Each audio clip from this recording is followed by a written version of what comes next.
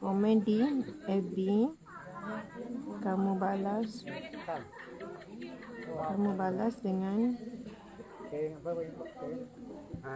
Tại không được phun để bao nhiêu bạn mong mang cái bạn làm ini Yang menurut Ustaz ni masukkan ke?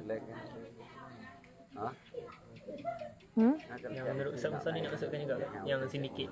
Boleh. Masukkan eh? Awak bagi dulu, nanti saya tengok.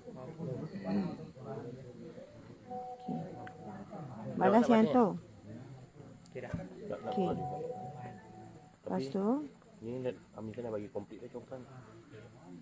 Buat tu. Komplit Ustaz. Ya. Ini. okey, awak bagi tu eh? Ha. Okey, kemudian sekejap. Step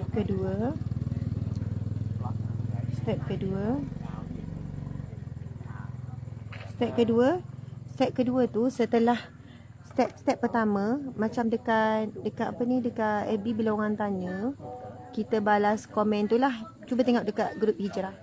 Lepas tu step kedua, setelah ada pihak yang WhatsApp.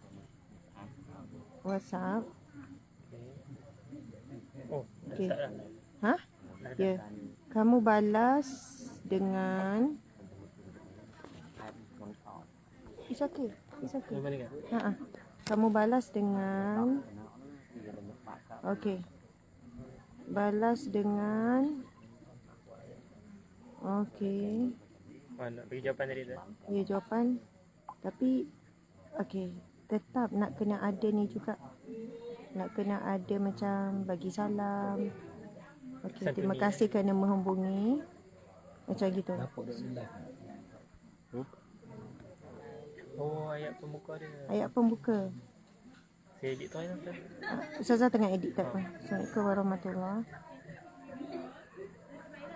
Terima kasih kerana menghubungi. Sebab kita memang kena jelaskan kenapa pembinaan telaga di sini ni lebih mahal daripada Di daerah lain. daerah lain. Sebab memang boleh, kalau daerah lain memang boleh dalam, sebab kos lain $200, kat lain boleh dalam sekitar 1,000. Tapi daerah ni sebab berbatu-batu. Kan Ustaz kan? Sebab daerah berbatu-batu. Saat ni kita ni sambil bagi penerangan Ustaz. Kita sambil bagi penerangan soalan kita dah mula. Sebab kat sini kosnya lebih kurang dalam $3,200, macam $800. Terima kasih kerana menghubungi,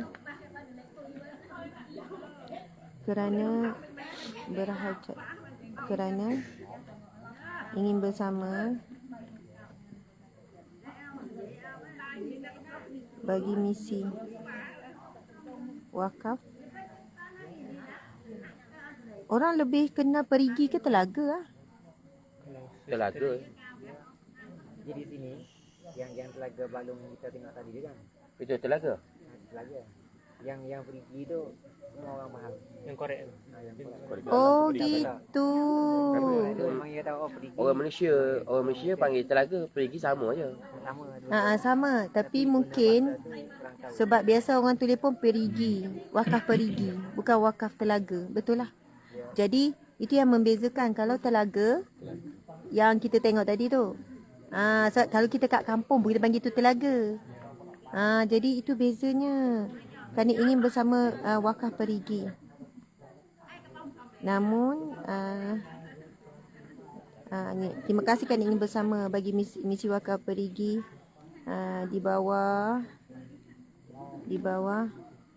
NGO Sahabat Amal Care. Namun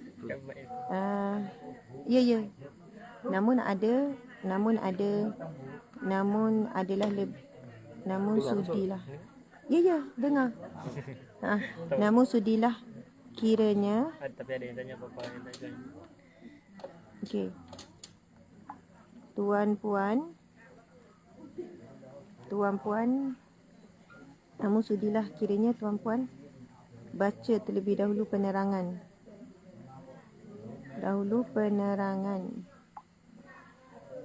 Daripada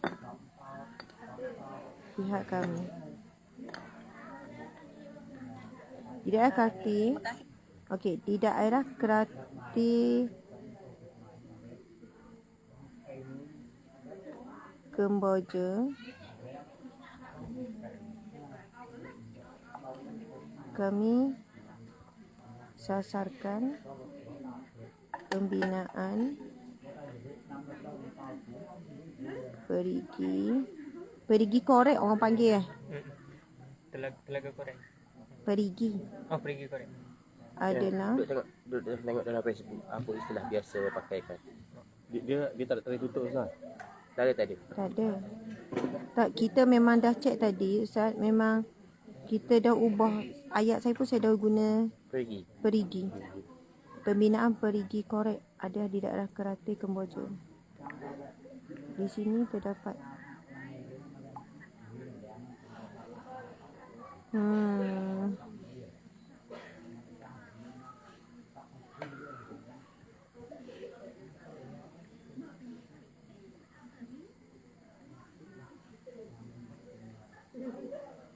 Okey. Ustaz, saya bagi ni sebab saya nak bercakap dah dengan ni. Cuba Ustaz tengok yang saya buat tu. Okey, sekarang cuba tengok komen di grup hijrah. Sebenarnya bukan mari sertai wakaf telaga dah bawah tu. Sebab ini adalah komen balas untuk untuk orang dah WhatsApp. So bukan tekan link dah. Delete bawah tu, bawah nama tu kan. Situ adalah maklumat akaun dah. Di situ tahu tak apa?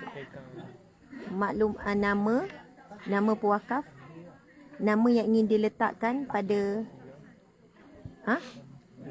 nama pewakaf dan nama yang ingin diletakkan pada telaga. Masa awak bagi cadangan sama ada hamba Allah. Kalau tak nak letak nama, letak hamba Allah kan. Jika tidak mahu letak nama, tulis hamba Allah. Lepas tu berapa kadar wakaf. Maksud mungkin ada orang nak satu telaga. Ada mungkin ada nak maklumat. Itu saja. Dan bukti Reference receipt. reference receipt. Reference receipt. Itulah maksudnya. Ustaz adjust itu ya. Okey. Subhanallah walhamdulillah wala ilaha illallah wallahu akbar. Saya masih lagi berada di sini bersama dengan tim. Sebenarnya kami di sini pada pagi. Boleh dikatakan non-stop jugalah tuan-tuan sekalian. Rupa sama macam pagi tadi ya. Memang tak balik lagi tempat pergi apa untuk bersihkan diri ke apa ke, semua tak ada. Kita buat solat jamak waktu Zuhur. Jadi asar, maghrib, isyak ni jamak takhir lah pula. Kita buat jamak takdim masa waktu Zuhur. Sebab lepas tu kita banyak pergi sana, pergi sini, masuk ladang lembu. Lepas tu pergi ke rumah-rumah asnaf. Jadi pakaian pun tak berapa bersih lah, kurang diyakini untuk solat. Itu yang memang macam tu lah, berlemuih lah. Dan kita tengok dekat sini masih lagi sedang gotong royong. Assalamualaikum. Sebenarnya penduduk ni masih lagi gotong royong. Ini kan nama apa ni? Sudah tak faham. Ini ulam masam-masam. Ulam masam-masam. Saya cuba dah. Tadi penuh ni. Okey, saya tak tahulah nama apa, tapi bila saya dah makan sikit memang dia rasa masam. Biasa ulam rasa pahit. Tapi ulam ni memang rasa masam macam asam Jawa. Ya, masam Jawa. Okey, so now. Okey tak tu Ustaz? Dek. Tolong lighting. Gitu.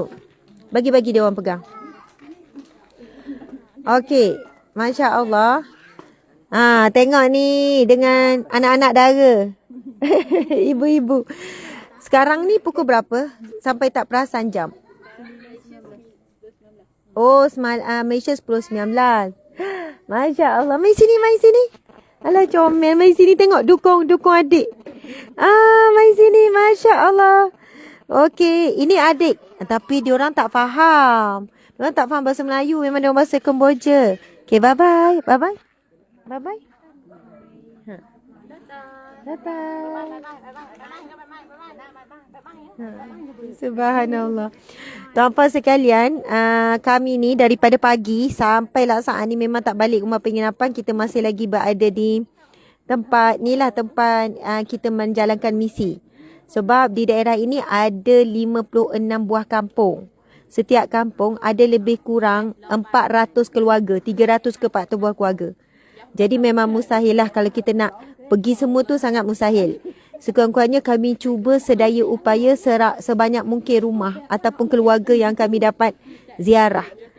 Jadi itu yang sampai malam tak balik. Lepas tu bercampur dengan pelbagai tugasan, menyiapkan laporan. Dan copywriting tu memang saya tulis sendiri. Tim bantu untuk berikan informasi. Kemudian gambar-gambar tu, kadang-kadang satu copywriting, satu post memakan masa sampai 5 jam. Orang lain mungkin cara orang lain, tapi saya subhanallah tim baru faham. Macam mana bila Ustazah siapkan apa-apa copywriting, siap akan apa-apa posting, macam mana nak jadikan posting tu boleh menyentuh hati, bagaimana nak posting tu ada impact, berimpak tinggi, memang buat sepenuh hati, bersungguh-sungguh, teliti, begitulah. Jadi macam malam tadi juga tim dipaksa untuk sama-sama buat kerja tu sampai pukul 2 pagi. Waktu sini, pukul 3 pagi waktu Malaysia. Saya kata apa-apa copywriting yang laporan kita buat hari ni kena terus siap hari ni. Jangan apa ini? Oh, ini yang sudah siap. Oh. Cabut ini dah siap. Ini ulam. Tapi sedap juga. Saya rasa masam macam masam Jawa. Pelik juga. Biasa kita ulam pahit, kan? Biasa pahit lah ulam. Semua tak faham ni. Ini kakak ni faham sikit. Boleh sikit. Pernah duduk Malaysia? Pernah. Pernah kerja sana? Dekat anti dekat sana. Okey. Negeri apa? Kuala Lumpur. Kuala Lumpur. Okey, subhanallah. Mari kita tengok daging yang telah dipotong. Tadi kita sembelih petang tadi, tengok. Itu tim lelaki. Kita boleh nampak suasana lebih kurang macam Malaysia. Yang perempuan buat kerja, yang lelaki pun buat kerja. Okey, boleh angkat. Ada live. Subhanallah. Begitulah kan. Perempuan buat kerja di sana, lelaki buat kerja di sini. Assalamualaikum. Waalaikumsalam warahmatullahi. Lelaki buat kerja apa di sini? Berbual-bual kan? Dah siap pasal yang sembelih lembu tu pun dah siap dah kan. Ya, betul. Lepas tu kita jumpa dengan pakcik-pakcik, abang-abang ni, Ya. cakap-cakap aja lah. Cakap-cakap aja. Sebab part lelaki, bahagian lelaki dah selesai petang tadi. Dia bahagian sembelih, bahagian lapar, bahagian potong. Jadi sekarang bahagian perempuan. Ini contoh kedai runcit mereka. Kedai runcit. Masya Allah. More-more. Okey. Tadi kita beli dah habis semua. Tiba-tiba sudah banyak balik. Tadi kita beli habis semua bagi dekat pelajar. Budak-budak. Masa rehat kan. Masa rehat dia orang boleh makan. Ini ustaz ke apa? Kak. Tak. Okey, ini penduduk kampung juga. Ya, benar. Okey. Sama-sama. Apa ni? Kami panggil Cik Mat, betul kan? Ya. Cik Mat berapa tahun berada di Malaysia? Saya lebih kurang 11 tahun yang saya ingat kan. Ya, Lebih kurang 11 tahun yang kerja di negeri Johor. Ya. Ya. Kerja sebagai? Dekat Ulu Tiram sebagai apa ni, kilang, buat kilang, kerja kilang pun. Okey. Balik sini semula tahun bila? Saya tak ingat juga tapi lebih kurang dalam 10 tahun dah. Oh, dah 10 tahun. Ya, dah lama dah. Jadi balik bantu pula orang kampung ya. Ya, betul. Ya. Ya. Jadi mana lebih suka, di Malaysia atau di sini? Kalau tentang apa ni, yang suka, saya suka Malaysia, yang lebih bagus, lebih baik. Ya. Ya. Dari Kerja kita tempat kerja pun bagus, gaji pun tinggi kan. Ya. Negeri pun ada aman, tak ada apa-apa kan. Ya. Ya, kalau di sini dulu ada perang lah, sekarang okey dah. Okey dah. Ya, cuma Cari makan susah. cari makan ada yang susah, ada yang orang ada modal, mesti alhamdulillah lah. Tapi kalau macam kami ini sama-sama lah kerja, buat kerja macam tanam pokok apa kecus. Gajus. Ya, kecus dengan ubi. Ya, macam tu. subhanallah. Ya. Jadi tadi pun kami pergi tengok, memang sebenarnya ramai sangat orang yang susah rumah. Ya, betul. Ya, macam muat-muat kecil-kecil. Lepas tu mereka banyak makan nasi dengan ikan kering. Kering. Ikan masin kan. Ya. Jadi insya-Allah lah kita cubalah bantu semampu yang boleh. Mungkin Cik Mat ada nak cakap apa-apa pada orang sedang live ni? InsyaAllah. Assalamualaikum semua kawan-kawan di Malaysia. Saya amat ucapkan terima kasih dengan semua kawan-kawan, pakcik, makcik, semua orang Malaysia sana. Sebab ada bantuan selalu, ada datang di Kemboja ni untuk orang kami ni yang ada miskin ni banyak, kurang lagi anak-anak yatim yang datang belajar di sekolah tempat Madrasah Tahfiz Darul Quran. ya betul. Betul, ramai juga sini. Ya. Dulu saya tolong masak sini. Lebih kurang setahun. Setahun lebih. Ya untuk nak saya. Ya, lepas tu saya pun kena cek ke kebun tu, minta perintah, lepas tu dia cari orang kerja lagi. Sambung ya. Jadi mungkin Cik Mak boleh doakan kepada penyumbang. Maksudnya bagi ucapan terima kasih sudah. Kita mahu doakan apa kepada para penyumbang ni? Tak pandai juga. Tak apa, doakan supaya Allah berikan. Semoga doa dengan Allah, semoga kita selamat semua, lepas tu dapat rezeki, murah rezeki, dan penyakit semua dalam Malaysia pun tak ada. Allah tarik semua sudah jemu. Ya, tak pandai cakap. Okey, Lama subhanallah. juga saya datang 10 tahun lebih, macam tak ada orang Melayu cakap kan, macam lupa-lupa. Betul. Tapi kira Encik Mat sangat bagus. Sangat terbaik, Masya Allah. Cik Mat antara orang yang semangat. Malam tadi jam 12 malam mai hantar makanan kat tempat penginapan kami.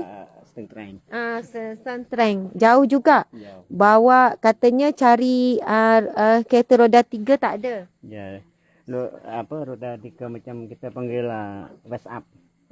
Tak Jadi ada. tak ada sebab tengah malam. Tengah malam. Jadi hantar dengan motor. Dengan motor 2 orang dengan anak buah tu. Ya, bayangkan mereka bawa dengan nasi, dengan pinggan mangkuk, dengan lauk macam-macam, dengan motor, dengan jarak yang jauh. Saya tengok masa tu lebih kurang 40 minit ya. 40 minit. Terharu sangat. Jadi sedang elok kami sampai dah pukul 12 Malaysia. Dari perjalanan dalam 6 jam semalam. Sebab di situ adalah kawasan yang bukan Islam. Jadi semua makanan tu tak halal. Jadi orang kampung ni mari hantar. Terharu bila tanya datang dengan apa, dengan motor, dengan bawa macam-macam. Sebab pinggan, mangkuk, sudu, lepas tu air. Lepas tu saya tak tahu macam mana boleh bawa dengan motor barang banyak macam tu. Taruh depan, lagi saya belakang kan. Pegang gini, lepas tu depan macam ni lah. Bila dia bawa macam laju sangat kan, macam ni. Susah. Sebab jadi Cik Mak lah antara yang bersungguh-sungguh semalam. Bagaimana ya sesama Islam membantu untuk kita dapat makanan yang halal. Bukan senang di negara yang bukan Islam. Tapi kalau ada orang Malaysia datang, dalam hati macam Masya Allah. Gembira. Gembira. Seronok. Betul. Saya tengah Ustazah cakap tengah hari ni pun macam air mata. Subhanallah. Betul. Saya nampak sebab saya pernah pergi Malaysia, lepas tu datang sini ada Malaysia datang lagi. Ya Allah. Macam keluarga Ya, datang. ya, macam satu keluarga macam tu. Ya. Subhanallah. Saya sendiri dekat kampung saya daripada kecil memang ada orang Kemboja yang tinggal di kampung. Masa yang hijrah kan. Lepas tu mak saudara saya pun nikah dengan orang Kemboja. Adik mak saya nikah dengan orang Kemboja. Jadi saya sendiri dibesarkan memang biasa dengan orang Kemboja. Lepas tu bila duduk di Seremban, kan saya berniaga jual baju. Pembekal utama adalah orang Kemboja. kat sana ada orang Kemboja yang pandai berniaga, jadi kaya, jadi jutawan.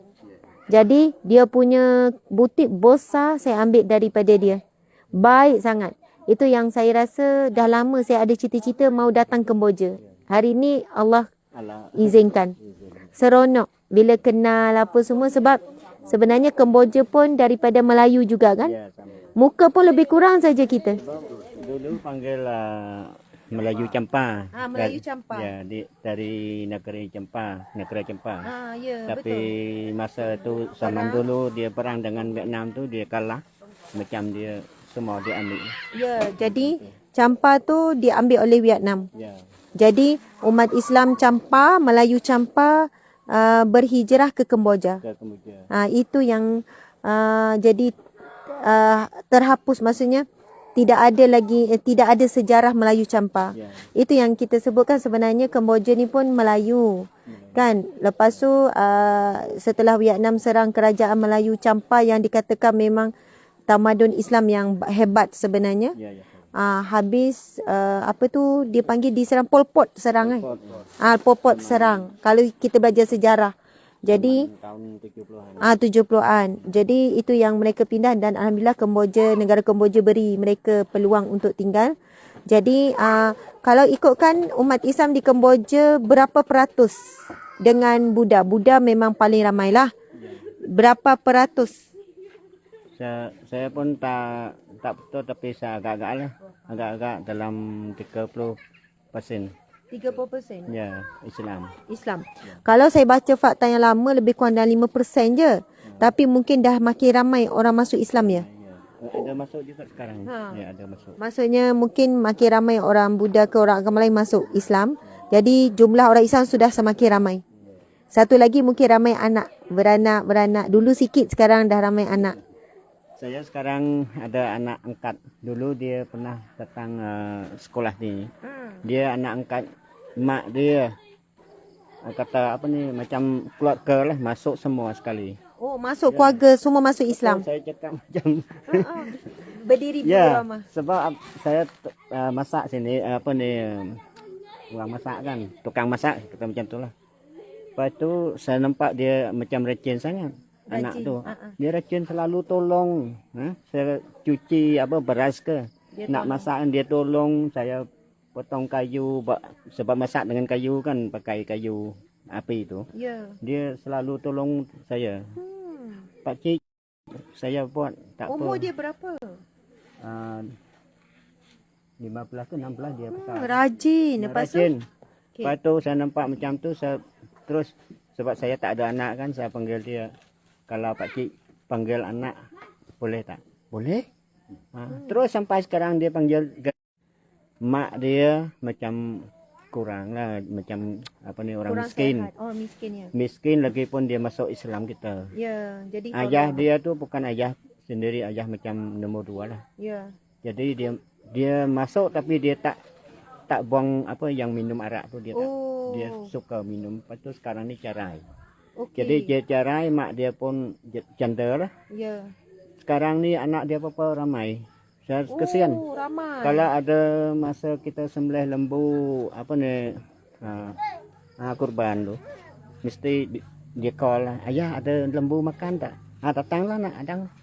Apa yang saya terima di sini mesti saya bagi pada anak dia. angkat. Ya, semua tu saya kesian nampak dia. Ya, ya. Tapi Subhanallah. dia bukan masuk satu keluarga, dia panggil keluarga lain-lain masuk lagi banyak. Maksudnya hasil daripada Cik Mat, ada seorang anak masuk Islam. Lepas tu bila anak masuk Islam, keluarga semua masuk Islam.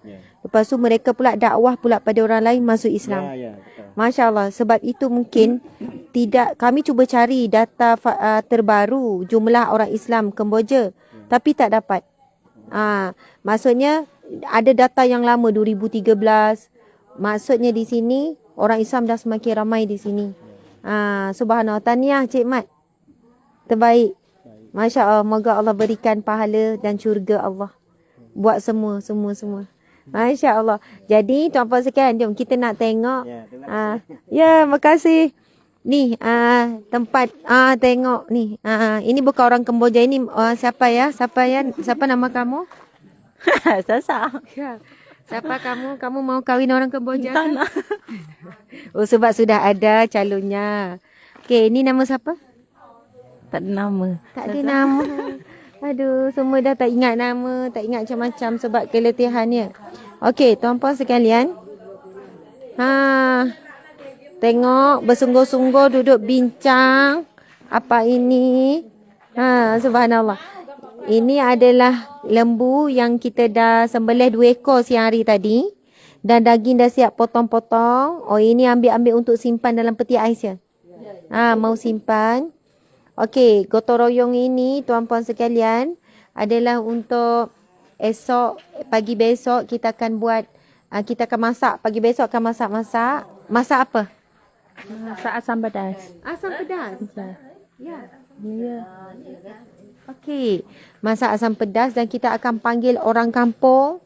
Sebab mula-mula kita fikir nak agihkan daging. Kalau 2 ekor lembu, kalau agihkan daging lebih kurang dalam, kalau 2 ekor lembu, seekor 20 keluarga, dalam 40 buah keluarga je. Sedangkan kat sini ada lebih kurang 300 buah keluarga. Jadi besok kita panggil ramai kan?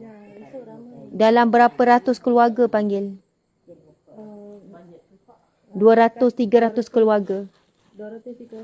Kita panggil dalam, bila masak nasi, lauk, kita boleh panggil ramai. Jadi esok dijangka kita akan panggil 200-300 keluarga. Lepas tu kita akan beri juga barang bantuan dan juga sikit sumbangan. Okey, jadi sekarang kita akan tengok kaos kita. Ya, makasih. Macam mana? Terima kasih Kemboja. Akun. Okey.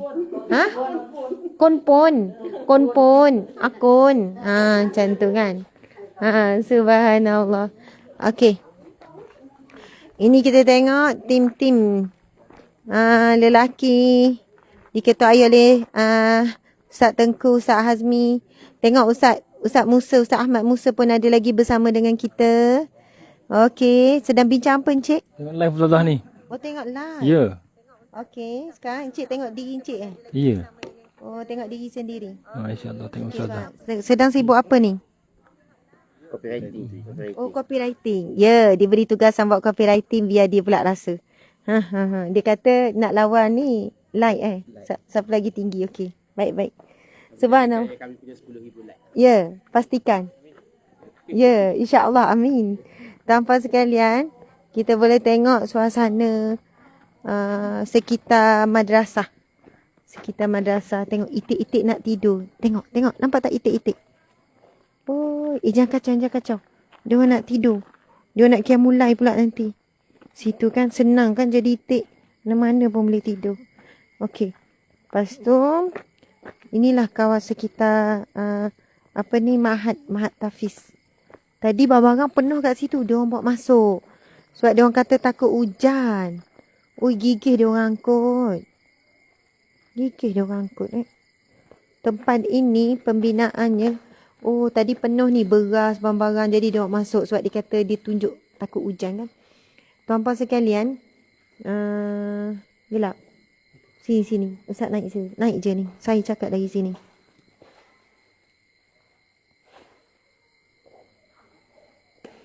Okey. Okey kan? Muka berminyak tu memang normal lah Encik pula. Sahabat-sahabat semua. Allah Akbar. Kami berada di sini daripada pagi sampailah waktu sekarang. Memang belum pulang sebab penginapan memang jauh juga daripada tempat ni. Lepas tu untuk makluman tuan-puan sekalian, daerah ini perkampungan umat Islam ada lebih kurang 56 kampung. Setiap kampung lebih kurang 300 ke 400 buah keluarga. Kiralah berapa banyak. Ada 56 kampung. Ini semua daerah ini adalah perkampungan umat Islam. Daerah ni dekat dengan Laos, negara jiran, lebih kurang 1 jam. Tak sampai 1 jam lah sebab dah makin dekat. Subhanallah. Jadi, untuk makluman tuan-puan sekalian, pembinaan madrasah ni, Ma'had Tafiz Darul Quran ni, kalau contoh masjid, ini masjid tempat orang kampung solat. Masjid ni sumbangan daripada rakyat Arab Saudi. Kemudian sekolah-sekolah ni kita boleh nampak bagaimana Ustaz Musa dan sahabat-sahabatnya membina dengan binaan yang sangat baik. sebab kita perlu jaga imej umat Islam. Bukan bila madrasah je, bila ma'had je, pembinaan tu kita kata lekeh je kan. Kita kata ala kadar dah siap. Jadi kami boleh melihat bagaimana visi yang jelas. Ustaz Musa tadi tu umur dah lebih kurang 35-36. Mereka ni memang pergi belajar dekat Malaysia, mengajar di Malaysia, bina hubungan baik dengan rakyat Malaysia. Akhirnya hasil daripada apa yang mereka dapat di Malaysia, mereka kembalikan di bumi Kemboja ni. Tuan-puan sekalian, disebabkan Kemboja umat Islam adalah minoriti, kan minoriti. Jadi antara perkara cabaran mereka adalah kalau sekolah-sekolah biasa tu memang tidak adalah pengajian Islam. Sebab itu mereka memang lebih memilih untuk anak-anak bersekolah di sekolah agama. Jadi sekolah-sekolah agama ini antara yang cantik lah ni. Banyak lagi sekolah agama yang sangat dhaif dan uzur. Dan mereka tidak ada, tak dapat apa-apa pun bantuan daripada kerajaan. Tidak dapat apa-apa. Dan sekolah ini memberi pendidikan percuma sepenuhnya. Sebab hampir semua anak-anak adalah anak asnaf fakir miskin dan anak yatim.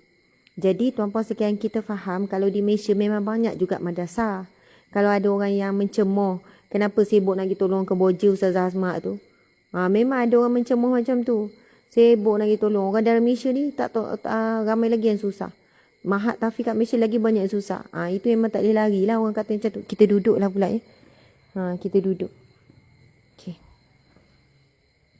Elok pula tempat ni kan, terang. Kan? Okey tak? Teruk sangat tak muka Ustazah macam berminyak ke apa ke? Tak ada. Comel je. Okey. Tuan-puan sekalian, macam contohnya, saya nak menjawab juga orang yang mencemoh begitu. Kalau siapa yang biasa ikuti pergerakan NGO Sahabat Amal Yayasan Al-Hijrah, kita selama ni memang hari-hari kita bagi tumpuan bantuan dalam Malaysia. Jadi, kita nak juga sampai ketika satu tahap, kita melebarkan, mengembangkan sumbangan tuan-puan ke luar negara. Jadi, kita buat dua-dua lah. Dalam Malaysia buat, luar negara buat. Jadi jauh perjalanan, luas pemandangan. Tapi memang benar tuan-puan sekalian. Sebab itu sebelum ni kalau saya jumpa ada orang Indonesia yang duduk kawasan pedalaman, orang Kemboja, mereka kata apa? Ustazah, orang miskin di Malaysia macam orang kaya di tempat kami. Saya kadang-kadang rasa macam, iya ke sampai tahap macam tu? Dia kata orang miskin di Malaysia ini yang Ustazah pergi tolong-tolong tu, macam kalau duduk di Kemboja, duduk di Indonesia di kawasan yang susah ni, macam orang kaya Ustazah. Mereka bila sebut kampung kami tak ada elektrik, kampung kami tidak ada air. Kalau kita fikir, macam tu ya. Bila kita sampai di sini memang betul rupanya orang-orang kampung, mereka kata air ni hanya kawasan bandar. Macam orang Islam kebanyakannya duduk di kawasan kampung. Orang Islam kat kampung. Kat bandar tu memang betul. Sebab kami mula pergi bandar yang pertama, memang tak ada restoran Islam. Memang ni, lepas tu kami datang pula ke bandar yang kedua ni, bandar kecil lah. Depan penginapan kami pun memang semua restoran yang non-Muslim. Jadi tuan-puan, kita fahamlah. Jadi penempatannya begitu. Sebab orang Islam ada daripada Melayu Champa, yang telah, kerajaan Melayu Champa yang telah dirampak oleh Vietnam. Jadi mereka ni adalah, kita panggil apa ni? Kita panggil apa? Pelarian. Pelarian Muslim yang diberikan ihsan oleh kerajaan Kemboja. Jadi mereka ni memang tak adalah menempatkan di bandar. Daripada awal sejarah memang di dalam hutan. Dulu hutan lah ni, hutan. Jadi sebab itu mereka dibenarkan untuk duduk tetapi di kawasan-kawasan hutan.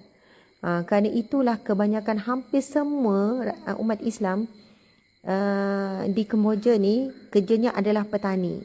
Petani pula gajus dengan ubi kayu. Ada di kawasan tertentu petani beras. Tapi tuan-puan sekalian, saya juga terkejut.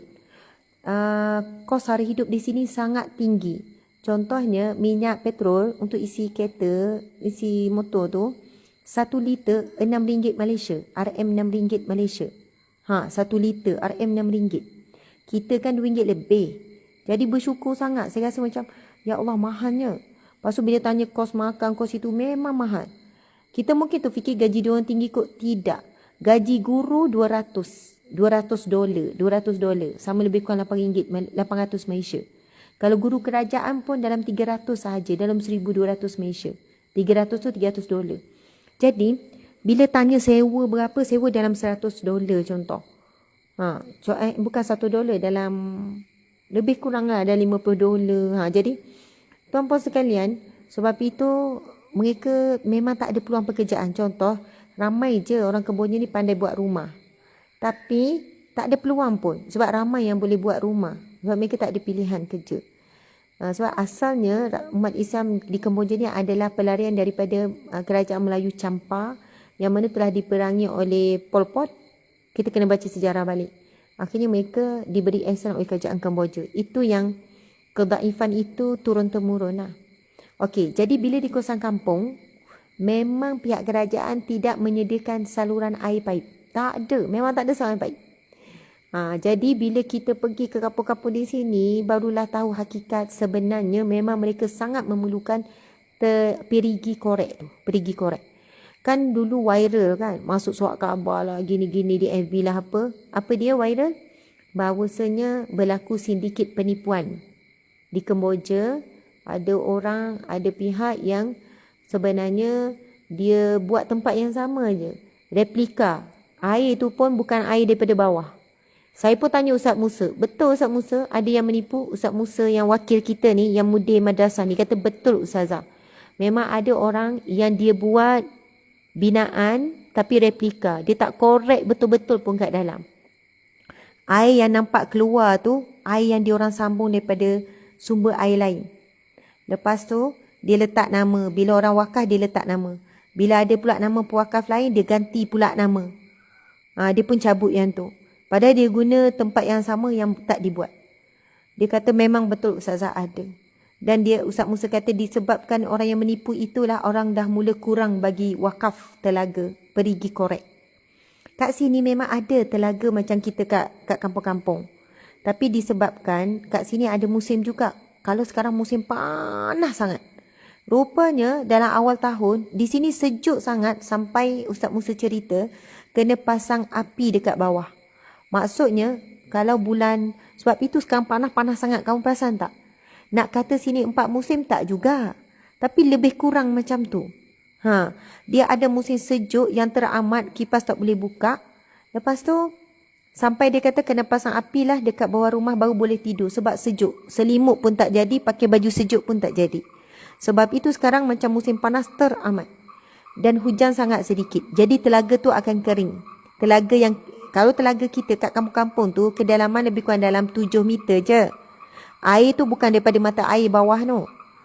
Jadi, mereka memang sangat memerlukan perigi korek.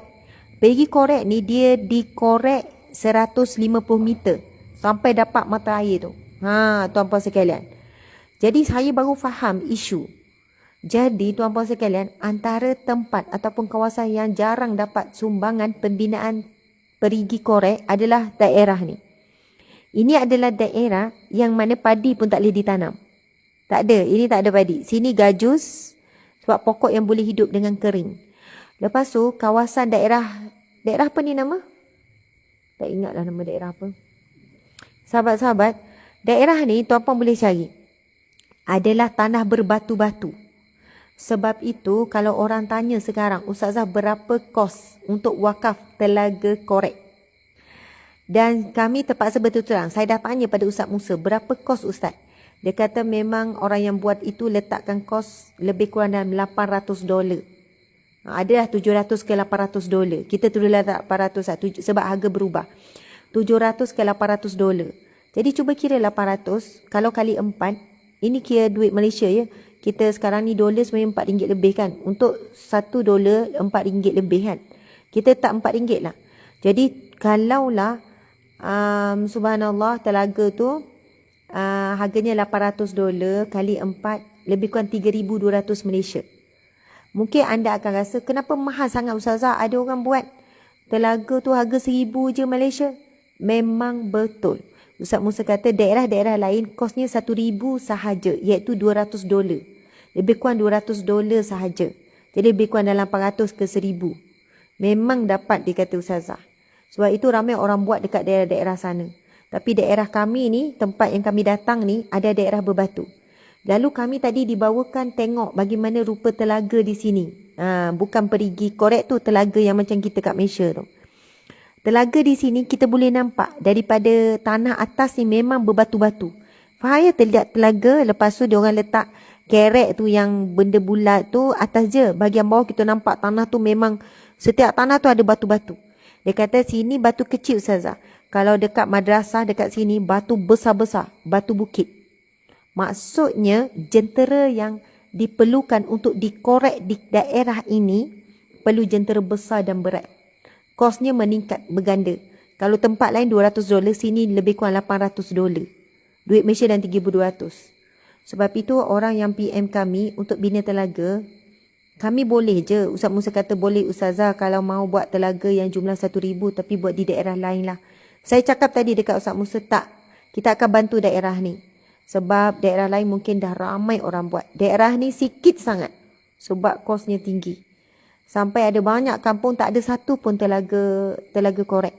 Jadi mereka kalau nak dapat sumber air pergi dekat parit. Saya terus minta tadi Ustaz Musa bawa. Saya nak tengok paritnya macam mana. Saya ingat parit macam kita besar. Lepas tu air mengalir bersih. Rupanya kita tengok je kita rasa nak menangis.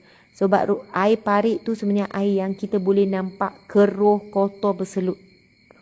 Jadi itulah pilihan yang ada pada penduduk di sini yang mana kampung tidak ada telaga korek dan telaga yang buat yang kedalaman 7 meter, telaga biasa tu air dah kering sebab musim panas, tak hujan. Mereka ambil air yang kita nampak keruh, campur berselut tu untuk minum, untuk buat bahan masak dan untuk membersihkan diri. Dan dikata di sini tempat budak-budak mandi apa semua. Kami pergi waktu tengah hari panas, jadi tak ada orang mandi lah masa tu. Biasa orang ambil pagi dengan petang. Jadi tuan-puan sekalian, begitulah hakikat kesusahan dan kedaifan. Belum saya cerita rumah-rumah yang sangat kecil. Saya minta maaf lah, saya tersasul. Sebab saya tengok rumah tu saya akan reban. Macam tempat ayam ke kan. Kalau kita kat Malaysia, itu dia jadi reban tu. Tapi saya terkejut sebab saya tanya berapa kali. Ini rumah encik. Tempat encik duduk. Encik tidur sini. Sebab dia sangat kecil. Lebih kurang 8 kali 8 kaki je. Jadi saya minta izin nak tengok dalam rumah. Memang betul ada bantal, ada tikar. Dia orang tidur atas tikar, bantal. Barang tak ada sampai sini. Mana barang, mana baju. Itu je lah yang mereka ulang-ulang. Jadi mereka ni di kalangan umat Islam yang bukan malas. Kalau malas cerita lain tu apa sikit. Saya kira siapa yang duduk kawasan ni pun bukan senang nak survive. Sebab tak ada peluang pekerjaan. Yang mereka kerja adalah petani. Mereka nak buat kerja lain. Tapi tak ada orang nak upah. Faham ya? Mereka bukan tak nak buat kerja-kerja lain. Tapi tak ada orang nak upah. Tak ada orang mampu bayar upah. Jadi bila kita tanya berkenaan dengan korban. Masya Allah Ustaz Musa kata. Sebab Ustaz Musa ni dah dikenali oleh rakyat Malaysia ramai juga. Sebab Ustaz Musa pernah mengajar dan belajar di Malaysia. Memang selalu orang salurkan untuk korban melalui Ustaz Musa. Jadi bila musim korban, akan ada daerah-daerah lain daripada kampung umat Islam akan buat surat, dia kata buat surat kat Ustaz Musa untuk rayuan daging korban. Jadi saya ingin menjawab viral-viral, tular-tular, isu-isu yang kata daging korban di Kemboja ni dah melimpah ruah sampai sebuah rumah. Setiap rumah dah dapat seekor lembu, dapat seekor kambing lah. Sebenarnya Ustaz Musa kata tak ada, kalau daerah ni tak ada. Memang orang akan datang sebab bayangkanlah tuan-puan sekalian, ada lebih kurang 60 buah kampung. Satu kampung ada 300 ke 400 buah keluarga. Kiralah berapa buah keluarga. Cuba kira dik, 60 kampung kali 300, kita ambil purata, 300 ke 400. Lebih kurang 18,000 keluarga, 18,000 keluarga. Jadi kita kira-kira tadi kalau semua keluarga nak dapat 2 kg daging korban, 2 kg, satu orang hanya dapat setahun sekali. Sebab susah-susah miskin sangat. Kalau semua keluarga kita nak bagi, kita perlu buat korban lebih kurang dalam 800 ekor lembu. 800 ekor. Itulah kita cakap insya-Allah lah Ustaz, kita cuba mencari orang yang nak buat korban seramai 800 bahagian. Bukan 800 bahagian. Ini 800 ekor. 800 kali 7. Cuba kira. lebih kurang 5,600. Agak-agak boleh tak kita capai nak cari 5,600 orang yang nak melakukan korban luar negara dengan kami. Berapa harga? 390. Termasuk semua kos dah tu. Tak ada hidden dah 390. Sebab kita kena bagi juga upah dekat diorang ni. Duit minyak diorang mahal. Jadi bila dah sembelih kos itu ini lapah, memang kita tak bagi upah sebab lapah ya. Lepas tu diorang nak pergi hantar-hantar ke rumah asnaf fakir miskin, sebab asnaf fakir miskin kat sini motor tak ada, kereta jauh lagi lah, mereka memang jalan kaki. Jadi semua tu kita ambil kira. Tuan-puan sekalian, dan kita dah bagi tahu Ustaz Musa. Kita tak nak lembu korban ni lembu yang small, lembu kecil. Kita nak paling common pun yang medium. Medium ni dah besar tuan-puan sekalian. Kita nak medium ke atas. Jadi kena faham. Kalau orang tanya kenapa Ustazah harga 390, kenapa ada orang buat murah lagi? Kami pun tak tahu bagaimana mereka dapat murah lagi. Boleh jadi. Bukan saya kata ya. Bukan kita kata confirm, tapi boleh jadi saiz lembu yang membezakan. Jadi saiz lembu kita ada saiz lembu yang besar, yang gemuk-gemuk. Jadi memang harga lembu ni bergantung kepada saiz dan berat lembu. Kenapa kita nak lembu yang gemuk? Nak lembu yang besar? Sebab lagi gemuk, lagi besar lembu tu, lagi banyak daging kita akan dapat. Lagi banyak daging kita akan dapat, lagi banyak keluarga yang kita boleh bahagiakan. Jadi tuan-puan, saya harap kita faham. Pasal telaga tu dah jelas kan? Sini memang tak ada, saya dah jelaskan panjang lebar. Kalau sebelum ni saya sendiri tak faham. Kenapa nak bina telaga, perigi, korek tu? Kenapa? Rupanya memang kawasan kampung adalah penempatan umat Islam. Dan kawasan kampung memang tidak ada air. Walaupun mereka gali telaga biasa macam kita kat Malaysia, air akan kering pada musim tertentu. Mereka akan pergi kat parit. Parit pula saya dah tengok tadi memang kotor. Macam berselut, coklat lah kita nampak. Tapi mereka tak ada pilihan, itulah mereka buat minum. Dan kami memang saksikan sini, anak-anak kat sini memang minum je air-air tu. Jadi tuan-puan sekalian, di Malaysia pun umat Islam kita bantu setiap hari melalui NGO Sahabat Amal Care Agent seluruh Malaysia. Tetapi kita tidak boleh juga membiarkan saudara Islam kita di Kemboja, kan, di Thailand, di Vietnam, di Indonesia susah. Dan di seluruh dunia lah. Jadi tuan-puan sekalian, kita buat ibadah korban pada tahun ini luar negara, bukan Kemboja je. Di Afrika lebih kurang dalam 10 buah negara di Afrika kita buat juga. Ada rezeki, saya dengan suami dan tim akan turun ke Afrika sebelum haji. Mungkin dalam bulan ni lah, dalam tengah ataupun hujung bulan. Wallahu a'lam. Sebab saya sendiri punya cara. Kenapa selama ni memang ramai orang nak wakaf telaga. Orang hubungi kami, Ustazah buat tak wakaf perigi. Sebab apa? Pahala besar. Nabi pernah ditanya, apakah amalan yang paling terbaik? Lalu bila dijawab, Nabi kata mengalirkan air kepada yang memerlukan. Maksudnya kamu binakan sumber air. Yang mana pahala tu akan mengalir. Memang itu tuntutan. Dek, cuba buka tu tadi. Ustaz nak baca hadis tu. Ui, lenguh juga ni duduk. Ada berapa orang? Ada orang tengok tak ni? Lebih kurang berapa orang tengok? Oh, ramai juga yang tengok. Terima kasih ya tuan-puan sekalian sudi tengok. Muka saya ni memang daripada pagi macam ni ya. Bukan maksud kami memang tak balik lagi. Hari ni kita cuba sedaya upaya pergi ziarah sebanyak mungkin rumah. Tapi di sini ada lebih kurang 56 buah kampung umat Islam daerah ni. Memang kawasan kampung betul-betul dalam. Okey. Muslimin muslimat, Nabi SAW bersabda, daripada Sa'id bin Ubadah radhiyallahu anhu, beliau bertanya kepada Rasulullah SAW, ya Rasulullah, inna umma Sa'din matat fa ayu sadaqah afdalu? Qala al-ma'u, qala fa khafara bi'ran, wa qala hazi li ummi Sa'd. Maksudnya, wahai Rasulullah, sesungguhnya ibuku Ummu Sa'id telah meninggal. Maka sedekah apakah yang paling utama? Beliau bersabda, air. Orang tersebut mengatakan, kemudian Sa'id menggali sebuah perigi dan mengatakan, ini adalah untuk Ummu Sa'id. Okey, hadis Hasan riwayat Abu Daud. Muslimin muslimat. Ceritanya, Sa'id bin Ubadah ni, mak dia meninggal dunia. Kemudian dia tanya kepada Rasulullah, sedekah apa yang paling utama? Dia nak buat sedekah yang mana dengan harapan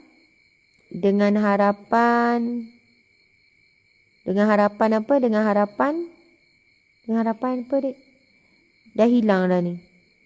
Okey, dengan harapan pahala mengalir buat ibu dia.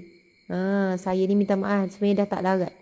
Sebenarnya tim pun semua kepenatan sebab kita non-stop. Kita all out. Sebab kita tahu masa kita ada 2 hari je, 3 hari je. Jadi memang pulun sungguh-sungguh lah. Daripada pagi ni sampai saat ni kita memang tak balik lagi. Lepas tu saya pun tak benarkan tim rehat. Buat sambung. Okey tak kamu? Tunjuk sikit tu. Tu pengurus kita. Tengok. Jangan tutup. Syahira. Okey tak Syahira? Okey. Macam nak nangis je. Tak, okey. Okey. Saya sekali lagi kita baca ya. Muslimin-muslimat. Okey. Ceria. Semangat. Okey. Daripada Sa'id bin Ubadah radhiyallahu anhu, beliau bertanya kepada Rasulullah, "Wahai Rasulullah, sesungguhnya ibuku Ummu Sa'id telah meninggal, maka sedekah apakah yang paling utama?" Beliau nak buat sedekah ataupun wakaf untuk ibu dia. Lalu beliau bersabda, "Air." Nabi kata air. Orang tersebut mengatakan, kemudian Sa'id menggali sebuah perigi dan mengatakan ini adalah untuk Ummu Sa'id. Jadi muslimin muslimat, sebab itu wakaf telaga korek ni kita boleh buat, yang kami sedang usahakan. Saya sebut sungguh tanpa cakap. Ramai orang tanya saya. Ramai orang tanya tim kami. Ada tak wakaf telaga? Selama ni saya bagi tahu tim, kita tak buat. Kenapa Ustazah tak buat? Ustazah hubungilah pihak-pihak yang buat tu. Kita boleh salurkan sebab ramai yang tanya. Saya daripada dulu saya kata, nanti kita sendiri pergi dulu. Kita sendiri pergi Kemboja, kita sendiri kena faham, kita sendiri kena jumpa, kita sendiri tengok depan-depan dia orang buat. Saya puas hati tadi, saya sendiri tengok mesin, kita terus bincang, esok terus nak bina telaga yang pertama. Terus jumpa pihak, terus tengok mesin depan mata, saya kata esok saya nak tengok. Saya cakap kat Ustaz Musa, saya kata Ustaz, saya nak tengok esok telaga pertama dah dibina. Kalau boleh pulun buat juga sampai petang. Dia kata, Ustazah, sini kawasan batu, kadang-kadang 2 hari, kadang 3 hari. Tapi kalau rezeki dapat tanah kurang sikit batu, boleh siap mungkin petang. Sebab apa tu apa sekarang? Saya ni, kita tim, semua orang takut duit orang ramai. Takut nak guna orang tengah. Kita tak tahu betul ke tak sebab tak tengok depan mata. Boleh je hubungi orang tengah yang selalu buat telaga-telaga. Ramai je yang bagus-bagus. Yang betul. Tapi kita ni nak terima duit orang ramai, tunggulah. Saya kata, nanti kita pergi Kemboja, kita jumpa sini, kita tengok sini dan kita kena pilih mana kawasan yang orang tak banyak lagi bina telaga. Dan Alhamdulillah, niat tu Allah pemudahkan. Adalah ceritanya bagaimana kami boleh berhubung dengan Ustaz Ahmad Musa ni. Rupanya daerah ni memang telaga korek perigi korek sangat sikit. Sebab dia tak jadi popular, tak jadi pilihan. Sebab kos bina perigi korek dekat sini berganda berbanding daerah lain. Saya dah jelaskan daripada awal kerana kawasan ini kawasan berbatu. Jadi perlu jentera yang berat dan tempoh lebih lama untuk bina satu-satu perigi. Kalau tempat lain mungkin setengah hari dah siap ataupun berapa jam dah siap. Kat sini mau 2 hari 3 hari. Sebab nak pecahkan batu-batu yang besar. Tadi sendiri saya tengok depan mata saya bila perigi yang telaga yang macam kita kat Malaysia. Memang keliling tu dipenuhi dengan batu-batu. Macam tu lah tuan-tuan sekalian. Jadi kalau tempat lain kosnya RM1,000 Malaysia. Tapi di sini RM3,200. Gitu. Subhanallah. Kan tuan-tuan faham ya maksudnya? Dah tak terarah dah nak duduk macam mana. Okey. Duduk bersela tak boleh, kena sopan. Macam memang kalau sedap duduk bersela macam awak tu kan. Tapi live ni kena duduk bersimpuh. Tapi Ustazah memang duduk bersimpuh. Ustazah tak suka bersela. Kalau anak duduk, perempuan duduk bersila macam tu memang kena tegur. Terus bersila. Kan kalau kita nak meminang kan, duduk macam mana nak meminang? Tunjuk-tunjuk. Duduk gitu. Itulah kesopanan dan kesusilaan. Maksudnya apa ni? Macam duduk tahiyat. Tapi duduk macam ni lengah sikit. Yang sedap duduk bersila tu kan. Tapi sebenarnya memang tak elok orang perempuan duduk bersila. Faham tak? Jadi terbuka. Memang tak elok untuk rahim macam-macam. Tak tahulah. Tapi itulah setengah orang sebut macam tu. Lelaki tak apa bersila, tak ada masalah. Kamu lengah dah kan? Okey. Jadi subhanallah. Tuan-puan sekalian. Mai sini Syairah. Ustazah dah cakap tak berhenti ni. Kamu pula cakap. Cakaplah apa-apa pengalaman kamu kat sini macam mana? Duduk. Rapat sikit dek. Apa pula? Okey, buka lah. Okey, Kan kamu kata kamu sebenarnya dah lama nak ikut misi macam ni kan? Akhirnya Allah makbulkan. Cerita sikit apa pengalaman kamu. Bismillahirrahmanirrahim. Okey. Pengalaman macam ni tu Ustazah. Yelah berapa hari ni Bak ada di Kemboja ni. Okey. Tengok kesusahan sini apa tu. Okey, setakat 2 hari kami berada dekat sini, ini kira hari kedua lah kami kat sini. Semalam kita ceritakan dulu kita punya perjalanan untuk sampai ke sini. Perjalanan dia memang agak mencabar lah. Yang paling mencabar sekali bila kita ambil masa dalam lebih kurang 6 jam untuk sampai ke tempat kediaman kita semalam. Jalan darat. 6 jam jalan 6 jam perjalanan darat untuk sampai ke kawasan sekarang. Jadi itu salah satu jihad lah, jihad kita nak bantu orang dekat Kemboja ni. Sahabat-sahabat se-Islam. Perjalanan 20 jam. Total betul. Total perjalanan 20 jam untuk kami datang ke sini. Jadi pada awalnya kita dipilih dia last minute Syazwani kan. Kami dipilih untuk pergi ke Kemboja. Jadi pada awalnya kita pun macam kita mungkin kena turun ke Kemboja untuk belajar pasal pengurusan berkenaan dengan pengurusan lembu, pengurusan ladang, misi kemanusiaan. Jadi bila dah turun kat sini kita tengok keadaan orang miskin kat sini kan. Kita pun dapat ambil pengalaman dan kita pun rasa duduk dekat Malaysia tu jauh lebih baik. Ya, dan orang Kemboja sini yang pernah duduk Malaysia pun kata lebih seronok Malaysia. Ya, betul. Kita patutnya bersyukur dengan keadaan dekat Malaysia, tenang, aman, kita nak belajar pun betul. Mudah dapat makanan halal. Kalau macam dekat sini kita tempuh perjalanan 6 jam, bila sampai dekat hotel baru kami dapat makan. Itu pun tengah malam baru kita makan kan. Itu pun orang kampung bawa. Itu pun orang kampung bawa makanan untuk pastikan yang kita semua ni dapat makanan halal. Itu pun antara jihad lah, jihad dalam memilih jihad dalam pemilihan makanan tu. Kan makanan tu akan jadi darah daging yang akan membentuk diri kita macam mana untuk jadi orang yang baik ke tak baik ke. Itu salah satu punca lah. Jadi Kamu pula suka makan. tu suka makan. Okey, jadi insyaAllah itu saja. Pengalaman kerja dengan bersama-sama Ustazah dalam misi ni? Seronok. Banyak saya belajar. Banyak sangat. Terima kasih. Ya, banyak sangat. Sebutlah satu dua. Banyak lah. Banyak kita belajar. Banyak. Macam pengalaman ngeri je. Tak.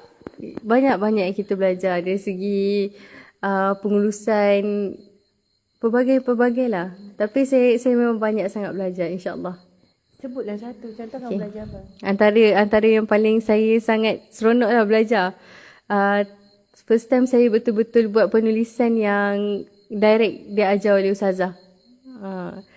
Dia bukan semua staff dekat situ betul-betul dapat belajar direct dengan Ustazah.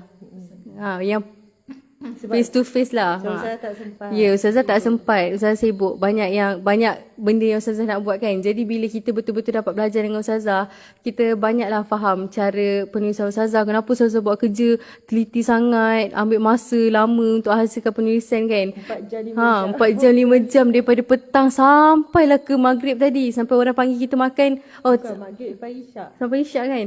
Sampai tuan rumah panggil kita makan banyak kali pun kita, tak apa sekejap. Kami nak settlekan dulu penulisan ni. Sampailah lepas isyak tadi baru kita dapat post kan. Penulisan berkenaan dengan perigi tadi. Lepas tu kita punya jihad lain, cari lain. Kita orang punya usaha nak cari line tu untuk buat laporan berkenaan dengan perigi, misi semua ni kan. Itu pun mencabar juga. Daripada dalam rumah pergi keluar, daripada keluar pergi ke bawah sini untuk dapatkan line. Jadi itu antara pengalaman yang sangat manis lah untuk dikenang. Terima kasih Ustazah. Terima kasih. Sayang dia. Masya Allah. Marah-marah sayang. Okay Syazwani, awak pula. Apa yang awak dapat sikit? Pengalaman ke pengajaran. Sempat pakai bedak ke ni? Tak lah. Tak. Tiba-tiba macam okey je. Macam kami ni macam. Itu muka dah macam. Muka awak macam teruk sangat. Okay, Ustazah rasa kurang teruk. Ni tiba-tiba macam. Awak pergi basuh muka taklah. Oh, nak masuk live kan main lagi. Tak, okey. Ngantuk, penat. Okey, cerita sikit. Okey, Syahirah ni sebenarnya pengurus. Kita ada pengurus korporat iaitu Puan Haida, dan ini adalah pengurus operasi kita di Hijrah SLAF Siam Berhad, dan ini adalah ketua HR. Orang muda. Okey, cepat share pula pengalaman awak sikit-sikit pengajaran. Okay, bismillahirrahmanirrahim. Assalamualaikum warahmatullahi wabarakatuh. Nama diberi Syazwani. Okay, pengalaman saya berada di Kemboja. Pada mulanya ini kali pertama saya naik flight lah. Jadi kali pertama naik flight. Terus luar negara. Terus luar negara. So ustazah lah yang merealisasikan impian saya naik flight. Alhamdulillah. Rasa macam mana pengalaman pertama naik flight? Takut. Kalau dalam flight tu memang asyik tutup mata. Tak apa, memang macam ciram lah. Lepas tu Ustazah suruh buat apa? Ustazah Usik suruh buat apa? Masa Tengok tu. Ya. Sebab saya tengok dia dah tak duduk kat tingkap. Lepas tu duduk depan saya. Saya asyik, Syazwani, tengok bawah. Syazwani, tengok tu. Tengok. Saya akan, betul tak Ustazah menyibuk daripada belakang? Menyibuk kan? Mesti korang rasa macam, aduh, tak tenang sungguh lah Ustazah kat belakang. Okay, jadi itu kali pertama dah Alhamdulillah. Bukan satu flight saja, 4 kali naik juga. Sepening semua adalah itu pengalaman pertama lah. Dan sampai ke sini, saya ingatkan perjalanan tu sekejap lah, sebab pengalaman mak saya cakap Kemboja tu dekat. Tapi sebenarnya tak pun. Kita pergi ke dalam pedalaman yang sangat jauh lah. So memang makan masa. So hampir 20 jam jugalah perjalanan tu. Sampailah ke malam. So memang lapar, semua adalah waktu tu. Jadi itu adalah orang kata berkat macam ni, pengalaman untuk kita rasa susah tu macam mana kan. Dan dekat sini baru kita nampak betul-betul bila kita tengok kat Malaysia memanglah ada kehidupan yang agak kurang senang, tapi bila kat sini memang jauh lah berbeza dengan Malaysia. Jadi bila tengok kawasan-kawasan sini memang sejujurnya agak terkedu. Tak sangka kat sini lagi susah seteruk tu. Jadi memang bila tengok tu meremang lah juga sebenarnya. Macam mana, terfikir juga macam mana diorang tidur dengan tak ada kipasnya, macam mana diorang makan minum dengan airnya macam tu kan. Jadi terfikir juga sebenarnya. So Sanggup tak duduk sini sebulan? Jujur. Tak. Tak sanggup sebenarnya sebab memang agak naif sebenarnya kat sini. Jadi kita tengoklah kawasan kat sini macam mana kita boleh bantu, apa yang boleh kita hulurkan bantuan kan. So kita boleh bagi tahu kat semua orang, okey kat sini memang kita perlukan bantuan kat sini. So perginya bersama ustazah tu adalah satu pengalaman sebenarnya, sebab tak semua tempat pekerjaan yang kita boleh bekerja sambil berjihad. Tak semua tempat. Memang orang kata berbaloi kita punya rasa penat tu sebenarnya. Walaupun kadang-kadang ada kadangnya orang merungut, tetapi kita fikirlah secara depan tak semua benda yang kita bekerja tu memberi pahala. Jadi kita ni orang kata apa tu? Nakal-nakal pun kita hulurkan bantuan, kita hulurkan pahala juga. So dengan ustazah, bekerja dengan ustazah memang banyak pengalaman yang betul-betul yang saya tak pernah dapat sebelum ni lah. Daripada saya tak ada apa-apa, zero knowledge, sampai ustazah lah yang banyak ajar saya. Walaupun kena marah selalu, tak adalah kena marah. Dia bertegur. Kena tegur. Jadi itulah ilmu yang saya dapat sebenarnya untuk saya lebih peka lah, lebih teliti. So Kadang-kadang down tak bila Ustazah serius sangat marah? Tipulah kita manusia kan. Memang down, tapi Ustazah pada mucut sebenarnya. Jadi bekerja dengan Ustazah seronok. Lepas tu kawan-kawan support kan? Kawan-kawan, environment memang okey, memang sangat baik. Semua orang memang baik. Ya, tengok bos pun baik. Jadi semua orang agak baik. Jadi kat sini dengan Ustazah memang ada pengalaman yang mencabar, ada pengalaman yang manis, semua ada. So pahit tu sikit je Ustazah. Tak apa, Ustazah okey. Masya-Allah. Jadi sejujurnya dari hati memang banyak mengajar saya sebenarnya. Lagi-lagi erti bersyukur dengan erti kesabaran. Okey, terima kasih Ustazah. Wah, Ustazah baru tahu kamu pandai cakap. Dulu pandai cakap. Ustazah cerita pasal rumah yang kalau macam kalau dekat Malaysia Kita pernah tengok rumah orang susah kan, macam dalam rancangan Bersamamu. Okey. Dia punya keadaan orang susah dekat sini lagi teruk daripada kita tengok dalam cerita Bersamamu tu. Betul. Sebab dalam satu rumah tu, dekat situlah dapur, dekat situlah tempat tidur, dekat situlah ruang tamu. Dia memang rumah yang tak ada bilik pun. Memang rumah tak ada katil, tapi rumah yang petak macam tu je lah. Mostly rumah dekat sini memang macam tu. Dan rumah dia tinggi kan Ustazah? Ya, sebab bawah tu macam untuk dia orang simpan barang. Betul. Jadi mula-mula bila datang sini kita ingatkan tu bukan rumah. Ya. Ingatkan macam itulah Ustazah tersilap tu. Ya. Ustazah ingat macam rebana ayam. Ya, Nak betul. cakap tak baik kan, tapi Ustazah ingatkan rebana ayam ataupun macam bangsal orang yang letak store. Oh, tak store. Buat store. Lepas tu Ustazah kata, ini rumah? Ini rumah encik? Ya, saya suami isteri, lepas tu ada anak. Lepas tu, ya, akhirnya kita kena terima tu hakikat tu rumah. Lepas tu macam kalau kat Malaysia Bersamamu tu rumah yang jarang-jarang jumpa. Ya. Tapi kat sini kebanyakan memang rumah macam tu. Dan ada satu rumah yang kita pergi pun ada telur ayam kat dalam rumah tu, dalam rumah. Jadi benda tu memang di luar jangkaan kita lah kan. Kita tak expect lah yang sedaif ni kan diorang. Jadi awak sanggup tak duduk sini sebulan, kita nak suruh bertugas di sini balik? boleh Ustazah. Boleh. Tu yang orang cameraman pun sama tu. Tak larap buka mata. Itulah. Kau memang dah penat sangat dah, Masya Allah tuan-tuan sekalian. Jadi Ustaz berapa orang tu? Tengok Encik Ustaz. Oh tak update. Ya mungkin lain juga. Tapi tadi ada yang putus ke? Tak ada. Alhamdulillah. Tiba-tiba lancar Allah bagi. Mungkin malam kot kan? Jadi tuan-tuan sekalian, Ustazah nak sudahkan sebab tadi tak habis baca hadis ni. Mana dek? Sopan-sopan macam nak meminang. Okey, baru lulus. Dua-dua ni masih bujang. Tapi sudah berpunya. Pula. Macam dah kahwin. Ni dah tunang ni. Ni dah tunang. Bujang lah maksudnya. Kamu pun dah berpunya. Laku juga InsyaAllah. Okey, subhanallah. Kita sudahi dengan hadis Nabi SAW. Wahai Rasulullah, sesungguhnya ibuku Ummu Sa'id telah meninggal. Maka sedekah apakah yang paling utama? Beliau bersabda, Nabi bersabda, air. Sedekah air. Orang tersebut mengatakan, kemudian Sa'id menggali sebuah perigi dan mengatakan, ini adalah untuk Ummu Sa'id. Iaitu dia wakafkan untuk ibu dia. Jadi kami nak buka peluang itulah seluasnya. Marilah kita berwakaf dengan niat untuk arwah ibu ayah boleh. Wakaf untuk diri sendiri pun boleh.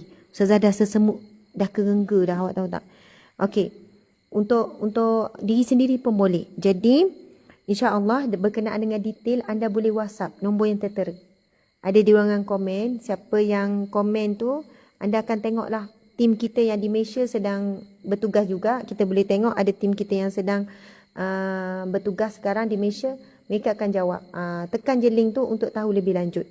Hadis yang kedua daripada Abu Hurairah radhiyallahu anhu, Rasulullah SAW bersabda, sesungguhnya kebaikan yang akan mengiringi seorang mukmin setelah ia meninggal. Maksudnya walaupun telah meninggal, pahala tetap mengalir. Adalah ilmu yang dia ajarkan dan sebarkan, anak soleh yang ditinggalkan, dan Al-Quran yang dia wariskan. Wakaf-wakaf Al-Quran tu. Atau masjid yang dia bangunkan.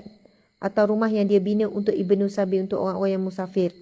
Atau sungai, yakni perigi yang dia alirkan. Atau sedekah yang dikeluarkan dari harta miliknya ketika sihat dan masih hidupnya. Semuanya akan iringinya setelah meninggal dunia. Jadi air ataupun telaga, perigi, korek yang kita bina ni termasuk pahala yang mengalir. Dan kita boleh tengok kalau kita buat perigi ni kat sini, orang akan guna hari-hari. Betul tak? Orang akan guna hari-hari.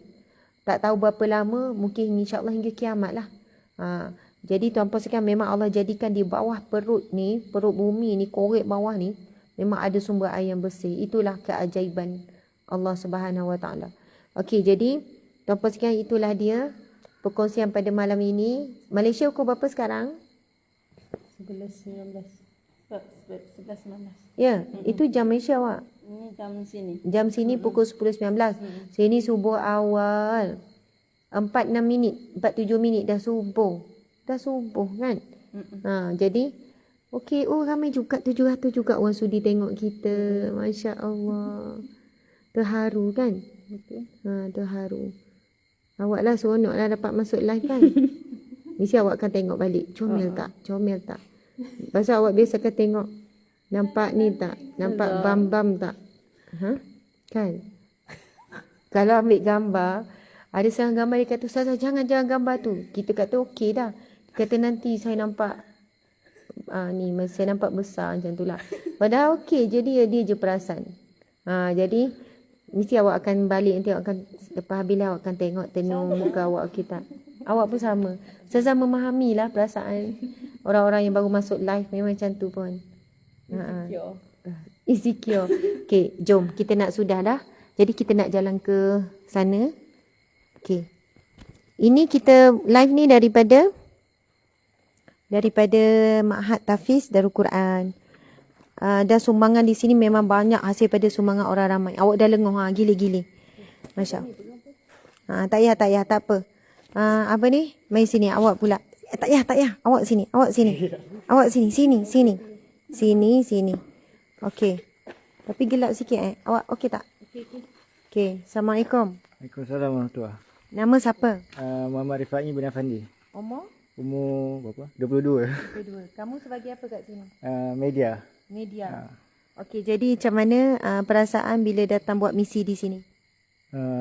Perasaan agak terkejut, agak penat agak lah sebab non-stop sebab bagi saya misi yang kali ni adalah misi yang paling mencabar berbanding misi-misi yang saya pernah join sebelum ni lah. Misi banjir apa misi banjir semua tu. Kalau macam misi banjir tu kan kita ramai-ramai kan, macam ni macam kita ada berapa orang je, jadi itulah manpower kita, itulah yang sebenarnya kita berjimat.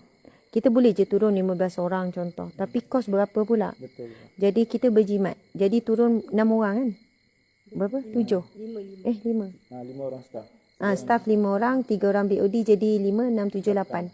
Jadi kita sebenarnya jimat kos. Sebab itu Rifai wakil media, dia tak menang tangan tau. Saya tahu kamu sangat penat, tapi kita semua saling tolong menolong kan. Kejap nak buat live, kejap nak ambil gambar, kejap nak buat video, kejap itu ni. Lepas tu berhubung pula ni. Lepas tu Ustazah pula nak benda cepat. cepat. Jadi sebab kita nak maksimiskan masa yang ada. Jadi sebab tu saya kata rehat bila tidur nanti ya. Memang tak boleh rehat, sambung. Tapi puas hati. Maksudnya kita akan buat kerja tu betul-betul. Okey, jadi mungkin Rifai boleh tambah apa lagi mungkin nasihat, saranan kepada orang di Malaysia. Nasihat saya kena sentiasa bersyukurlah. Kadang kalau kita hidup kalau kita hidup kan kadang-kadang rasa macam tak cukup semua tu. Tapi itulah, kena ingatlah dekat luar ni sebenarnya ramai lagi yang hidup lagi susah daripada kita lah.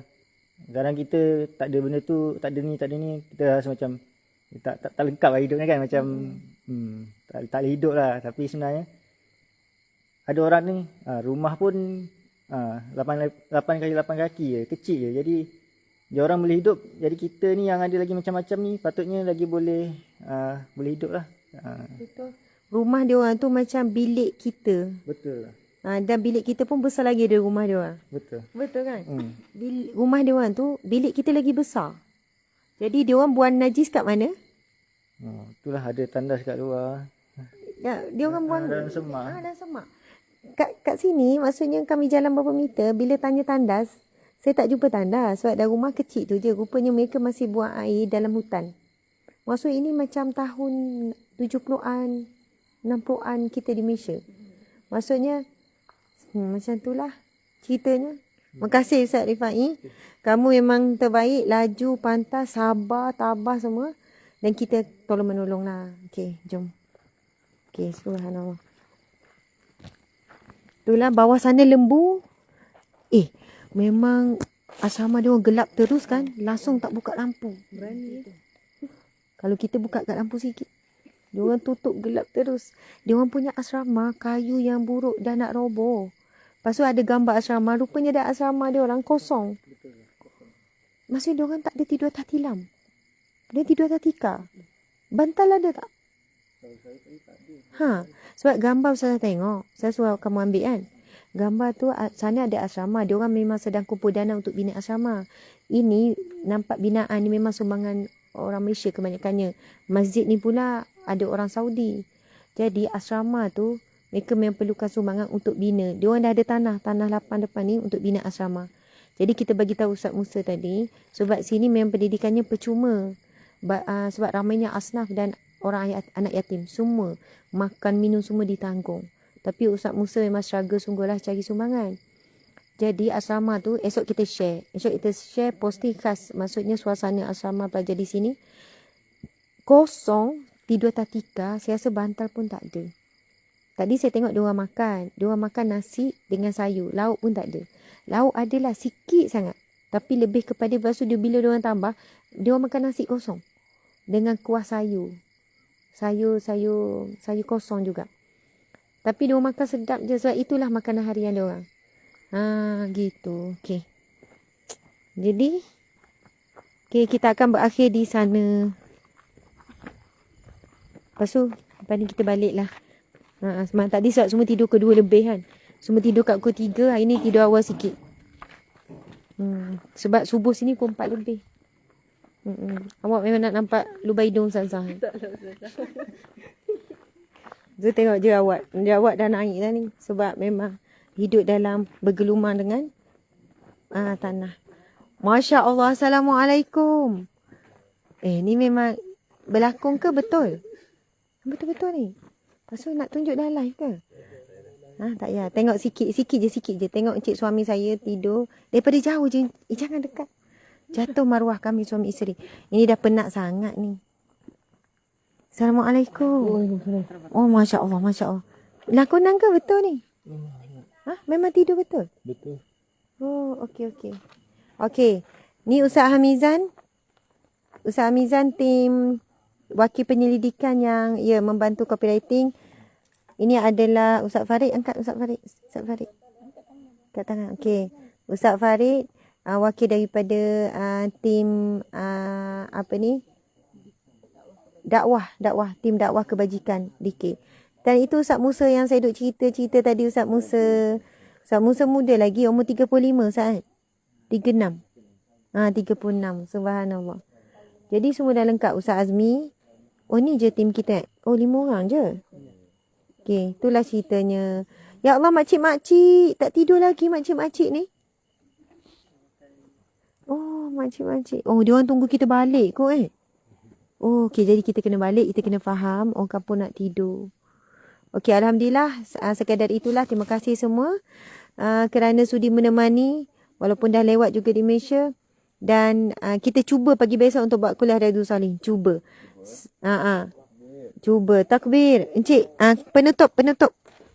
Takbir. Allahu Akbar. Lagi? Itu je. Itu saja. Okey. Jadi kalau tak ada kuliah Riyadhus Shalihin, esok fahamlah. Sebab kami kena bertolak awal juga sebenarnya ke sini. Adalah sebab esok perlu siapkan rakaman apa. Kalau lambat je panas sangat macam pagi tadi kan. Jadi kita mungkin kena sampai awal. Jadi tak apalah, cuti dulu Riyadhus Shalihin beberapa hari ya. Kalau larat kita buat esok. Tapi nampak gaya macam tak berapa. Tengok tu Ustaz Farid. Cara dia gelak tu dia Allah Akbar. Oh ya. Boleh juga kita tepi sungai. Tapi bukan Riyadhus Shalihin lah. Macam live sungai Mekong. Okey. Wabila taufiq hidayah. Assalamualaikum warahmatullahi wabarakatuh. Okey, bye. Okey. Tapi kan kita tak dengar lah. Semua kita dengar. Okey, Ustaz kena cakap juga sikit. Apakah pengajaran atau apa yang Ustaz dapat untuk ni? Tak apalah, memang Ustaz, tadi kita semua temu ramah daripada ni. Dengar tak tadi? Dengar tak? Tak dengar? Dengar dia orang buat sharing kan tadi? Sikit-sikit. Okey. Oh, sibuk copywriting sampai tertidur. Okey, apa ni Ustaz Mizan, apakah pengajaran dapat maksud daripada misi ni? Dan macam mana pengalaman turun misi bersama dengan Ustazah sendiri? Sebab jarang sebenarnya Ustazah boleh sepanjang masa gini kan. Okey.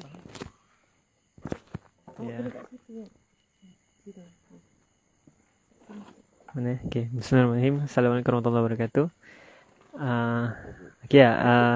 mungkin dua benda kot yang saya nak highlightkan. Yang pertama bila turun misi ni, benda yang paling besar sekali yang terbinalah hati ni adalah rasa syukur lah. Sebab bila datang sini kita betapa banyaknya nikmat yang kita sia-siakan di negara sendiri. Kita ada keperluan air, makanan yang cukup, kita ada kemudahan yang memang sangat mudah lah. Tapi bila datang sini ada sebuah kekurangan. Tapi bukan bermakna kita nak merendahkan atau memuliakan diri sendiri. Tapi yang utamanya adalah benda ni memuhasabahkan kita lah kan. Yang keduanya adalah bila soalan tadi, yang bila follow Ustazah kan. Okay, sebelum masuk ke hijrah, start team Ustazah, hanya boleh berdoa dalam hati, ya Allah bestnya kalau masuk ini macam tu kan. Dan kita tak faham macam mana Ustazah punya jadual dan sebagainya. Kita hanya nampak cakap ceramah habis.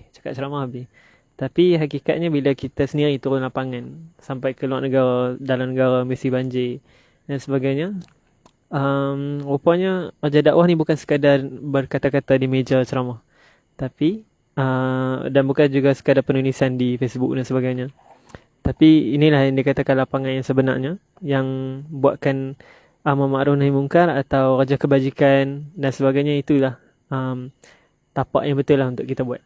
Berbanding kita macam sebelum ni mungkin kita banyak buang masa dan sebagainya, scroll TikTok, FB, IG kat waktu baring atas katil semua. Mungkin masa kita banyak habis kat situ. Tapi Alhamdulillah, sebenarnya tak perlu tunggu pun kita start tim Ustazah atau siapa-siapa NGO mana sekalipun. Kita boleh bergerak dengan sendiri sebenarnya. Dan perbezaannya adalah sama ada kita nak atau tidak. Itulah. Wallahualam. Terima kasih banyak Ustazah. Oh, Masya Allah. Terbaik. Okey, bagi Ustaz Farid. Soalan yang sama. Bagi saya. Baik, Bismillahirrahmanirrahim. Assalamualaikum warahmatullahi wabarakatuh. Tuan-tuan perempuan semua, insya-Allah hebat. Masih belum tidur lagi bersama dengan Ustazah Asma Harun dan tim. Alhamdulillah. Baik, yang pertamanya alhamdulillah kami berada di Kemboja, bumi Kemboja, yang mana sebenarnya banyak benda-benda yang kita tak tahu apa yang ada di bumi Kemboja. Jadi terus mengikuti perjalanan misi kami selama 3-4 hari dekat sini, copywriting insya-Allah, penulisan yang banyak manfaat kebaikan insya-Allah. Jadi sebelum ni tim Ustazah ataupun tim sahabat amal ni menjalankan misi-misi di sekitar Malaysia, dan alhamdulillah pada hari ini, pada ketika ini kita berada di luar negara, dan insya-Allah Ustazah lepas ni akan ada misi-misi di luar negara yang lain pula kan. Jadi sambil kita berdakwah, ada kebajikan yang diberikan insya-Allah. Jadi dakwah dan kebajikan tu tak larilah. Moga-moga terus memberi manfaat kepada semua manusia insya-Allah. Kerana Nabi pun pernah berkata, sebaik-baik manusia adalah manusia yang memberi manfaat kepada orang lain insya-Allah. Jadi terus doakan kami, doakan tim Ustazah Asma Harun, terus kuat kami. Ada beberapa hari lagi kat sini, insya-Allah akan memberi kebaikan kepada semua. Wallahualam. Masya-Allah, terbaik semua, terbaik. Baru tahu semua pandai cakap rupanya. Semua pandai cakap. Jadi terima kasih semua, alhamdulillah. Ini bukan minuman. Tapi keras. Macam keras. Ada halal, ini minuman energi. Betul. Kan orang nampak, kadang orang nak buat viral, boleh je. Tapi baguslah. Tengok ada logo halal. Ada halal. Ada halal. Allah Akbar. Betul.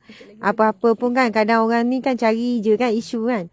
Jadi begitulah tuan-puan sekalian, doakan kami nak pergi ke penginapan, perjalanan lebih kurang dalam 40 minit lah. Lebih kurang 40 minit begitu. Sekian, terima kasih. Kita tangguhkan dengan tasbih kafarah dan surah Wal-Asr. Bismillahirrahmanirrahim. Subhanakallahumma wa bihamdika asyhadu an la ilaha illa anta astaghfiruka wa atubu ilaik. Bismillahirrahmanirrahim. Wal 'asr innal insana lafi khusr illa allazina amanu wa 'amilus solihat wa tawasaw bil haqqi wa tawasaw bis sabr. Sadaqallahu azim. Selamat malam, selamat berehat. Assalamualaikum warahmatullahi wabarakatuh. Salib buat lagi. Gini. Okey. Oh,